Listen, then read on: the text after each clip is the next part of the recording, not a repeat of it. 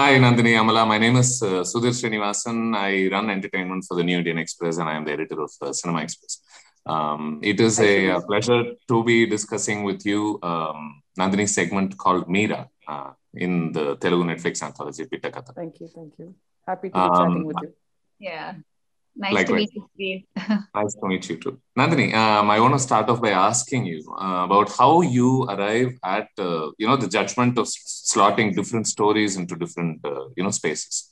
How did you decide, for instance, that this story of Meera's would be better suited for the, short film Netflix space than, say, a feature film? I actually came upon the story once Netflix had kind of commissioned this for us. It was the other way around. In hindsight, a lot of people who saw it said, it could actually go into a feature, but I felt it's just about tad enough for this short story format. It was a space I had not ventured into before. I wanted to do something different, not because it's Netflix, but for myself as a storyteller. What can I do different? And the theme given by Netflix was very interesting. It was, the power dynamics in a relationship, changing power structure in a relationship. So that could be interpreted in so many ways. And I chose to tell it in a bit of a thriller and emotional format. And there was a story which my writer Radhika Madan came up with based on a short story by Guy de Maupassant. And based on that, she came up with this idea. We were discussing 3-4 ideas, and this suddenly caught my attention. And I said, yes, I think this can be played with. And I'm a big fan of Roald Dahl. He gives you this twist at the end, which is so delicious. Yeah. And you savor that twist, and then you go back and revisit the story and you try to understand what are the cues left behind. So that was really interesting. And I said, let's try and give this a Dalish twist. And then it kind of shaped up interestingly. And the minute I found it kind of just fit right there. And it only that much, was needed for the story. So it just kind of landed there. And then I just saw Amala's face. Amala, maybe you can tell me what you found appealing about the story when you first heard it. So I remember getting a message from Nandini, and she briefed that she's planning to do this anthology for Telugu, and she said that she felt that I suit the role. I got very excited because I like the director, and then the next part of the story, and she shared it with me, and I went through the story, and it was like everything that I look, in a story, and to play a character with such depth. And then, of course, Netflix, and it's the first anthology they're doing in Telugu. So, like I said, see, I've always been an actor who always tried swimming against the current, and everybody is like, and getting screwed up for that, and everybody's like, why do you want to be a rebel, and I'm like, I'm not a rebel. I don't want to be a regular. I'm not here for that. So this story for this platform, I felt much more secure and safe because it's kind of directed towards the audience who like to watch such content. So I was all in for it. Yeah. And your last film was Aade, wasn't it? I mean, unless I'm getting it wrong. Right. Yeah, and it was a rather courageous film to do also in many ways, I thought. Do you feel like you're in a liberated space now where you're able to take on such complex projects and, play around with the gray areas in the story? I always thought, being an actor and being given the kind of space that I've got, I always thought I had the, liberty, but there is the kind of response I got for Aade or Ame, even before the movie was out, everybody was so judgmental about it. And I was attacked personally, for like people didn't see that as a character or media. I wouldn't really say just the audience. Media didn't really, or how do I put it? It became a personal character assassination than, like an actor trying to do something different. But the kind of, like they didn't let the movie even to release it, right? There was so much going on about it. But when it released on OTT, when it released on an OTT platform, when it released on Amazon, the movie, it did so well. Like it was a blockbuster. Like I was traveling to Bombay and people are telling me about that kind of response I've never got in the past. So that's what made me think, like, it's not about choosing the roles of the films, but the platform is also important. And as much as I wish that even our audience or media will start not judging. It's like judging, it's like judging a book by its cover, sort of a thing. But I think this kind of definitely OTT is bringing out, even making the directors, like you see directors like Nandini, or directors like, who do very different kind of films when it comes in the past, but they are exploring, very, very different aspects of themselves through, when it comes to OTT platforms. So I think, yeah, it's going, I can already see a lot of change. Right, right. Cheers to that. Nandini, Meera in mythology is well known for her unshakable love towards a singular entity. Can this name for Amala Paul's character in this film be thought of as a statement, in a sense, against the notion that a woman must be with a man no matter what?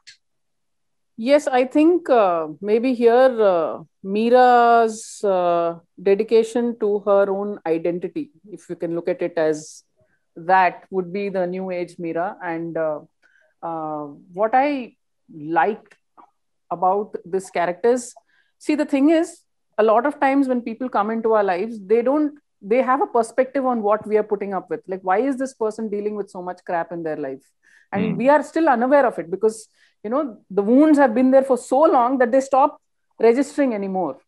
Yes. And, it's only very late sometimes that a wake-up call comes up, and then sometimes people don't have the strength to fight that also. And they say, what, for the kids or for whatever, let's just adjust and let's just manage. But here it's about a woman who decided to fight. In the climax, there's a line, Droham Musuguna Dhairyam. I think that defines Meera, because it is bravery disguised as deceit. Right. I'm getting goosebumps. Yeah, because it's a huge risk. She's running it on her own. I mean, it was a really lonely journey she's running through, that whole process. And any moment, every night, I mean, I keep thinking how many nights she would have not slept. How many nights she would have kept thinking, what will happen if it goes wrong? Will he kill me? Will he take my kids away from me? What is he going to do? What can possibly happen? Everything could have possibly gone wrong if even one step had failed what Meera was doing. So that is bravery. So, to fight those battles, you need some kind of strength. So, I mean, I can ask this to both of you. Do you think this is a message that hasn't really percolated into our society? Do you think this idea that a woman can and should walk out of a relationship if she does not find happiness in it? I think every human being has a right to happiness. Yeah. And has a right to happiness at this moment. I was talking to a close friend, and who was about to go in for a divorce after a 5-year marriage, and I said, why don't you give it another shot and try and adjust, and marriage is about some kind of compromise. So he just said something to me which resonated. He said, I want to live an extraordinary life. Wow. And that's not possible, and I don't want to adjust. So it just boils down to what you as a human being want for the rest of your life. You have to want that deeply enough, and you have to want that kind of, that this is not my life. My life should be something else. That decision and that choice has to be clear. Then those hard decisions can be made. So and once you're used to a certain life, then there's also the fear of the unknown, right? Do you suppose that also plays a big part in? Absolutely, because the half the women who are in society, especially from big families, are very much financially dependent on the other. So a lot of times it's financial dependence, there is emotional dependence, then there is social stigma. They're told, like, you have a daughter, now if you get divorced, who's going to marry her? All these kind of notions are just fed into them at that point of time. So it depends on what their ecosystem is, because everybody needs some kind of a support system.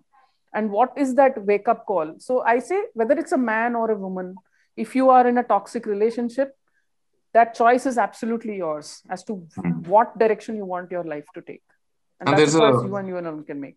Yeah, sorry. I think in our society, especially, that support system that Nandini is talking about is completely zero for a woman. Because when I was personally going through my own separation, I don't remember anybody supporting me. Everybody put a lot of fear into me. You're a girl, like in spite of being a successful actor, you need security, you need a man to support you. What are you going to do?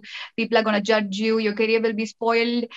But nobody really was concerned about my happiness. Nobody was really concerned about my mental health as to this is how it is, and I'm like, no, this is not how it is. It's what you define out of your own life. And if it's not like, I don't want to look at someone, okay, she is in an unhappy marriage, but see, it's okay, eventually everything will be all right. No, nothing is becoming all right. You all are putting up a show, you're just faking it to each other. I'm like, no, I don't want to end up there. I would rather define my own life. In this film, I mean, adding on to this conversation, there's a reference to marital rape as well. Yeah. And do you think it's a concept that people are still trying to get their heads around? Because it seems like many people still seem to be under the impression that marriage gives a man license to have unlimited sex. Disappointed with that. Our judicial system also doesn't, there's no concept of marital rape. Obviously, you can't. Judiciary also ruled against it. So this entire sense of entitlement over women. Let's not beat around the bush. Women are still treated as property in this country. Right. You're your father's property, your brother's property till you're in your parental house.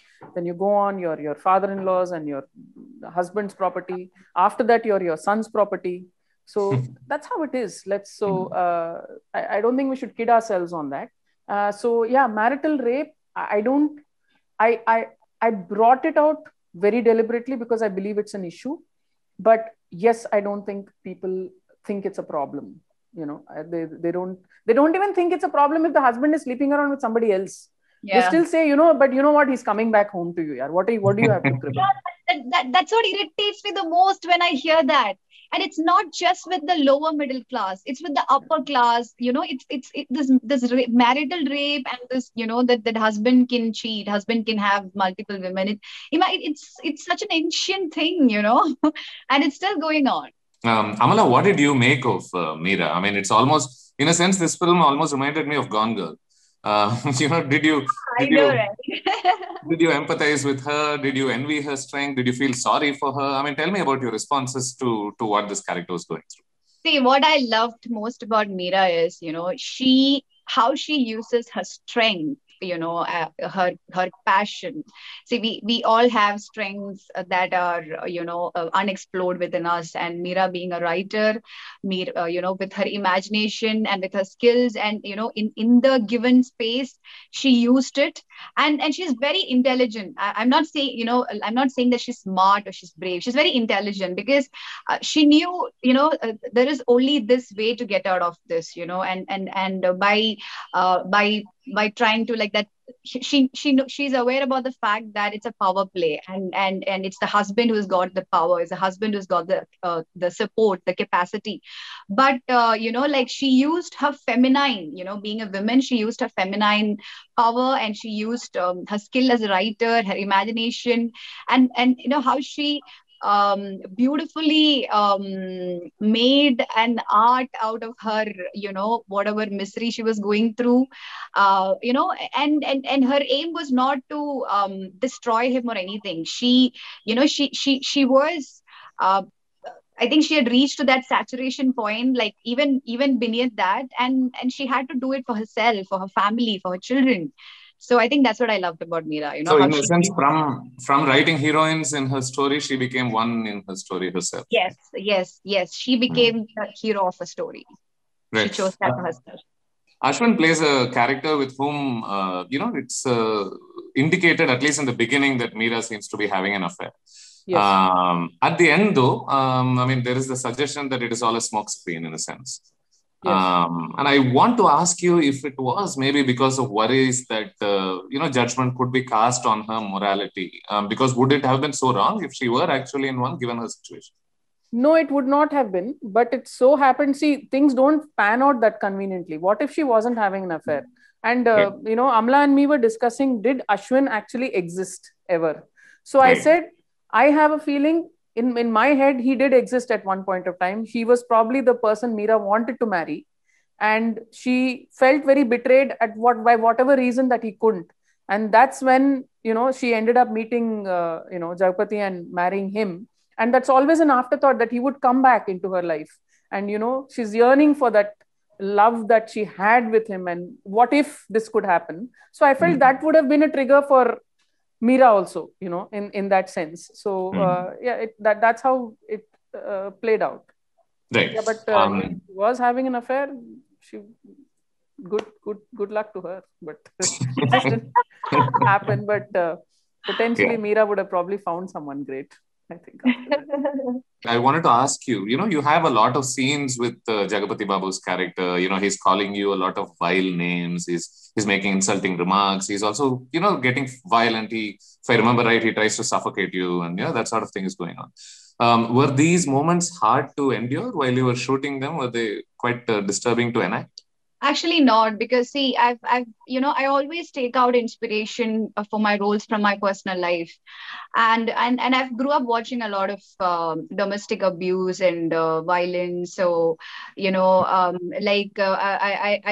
remember having this argument with my father, saying even when we are on vacation, he would want my mother to do things for him, take care of him, and I'm like, even she's on vacation, and she's, the fact that she's your wife doesn't give you all this liberty to just treat her without respect. And I asked him, like, would you be okay if you see another man treating me like that? And he's like,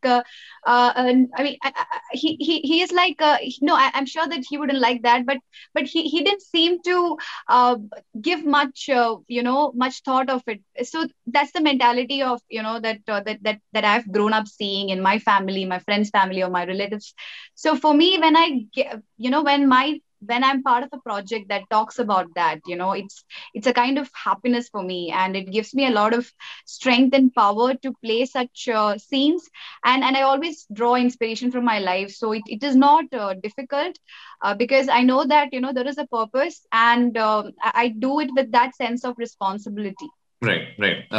My final question is to you, Nandini. I mean, ultimately, Meera's strategy to get out of her situation is almost Machiavellian, isn't it? I mean, it's the sort of strategy that I dare say her hero Krishna would be quite proud of. So what did you make of that? Yes, I think Meera has become the new world Krishna. I mean, because we are, so to say, in the Kali Yuga, and if survival matters, then so be it. You have to go to whatever lengths to survive, and it was a question of her survival and her survival with her children. I think anybody would know that a woman will go to any lengths to protect her children, and she knew that if this didn't happen, there would come a day where she would be separated from the children, or possibly even killed. So in that sense, I think it's very well justified, justifies the means, definitely. Thank you so much for this conversation.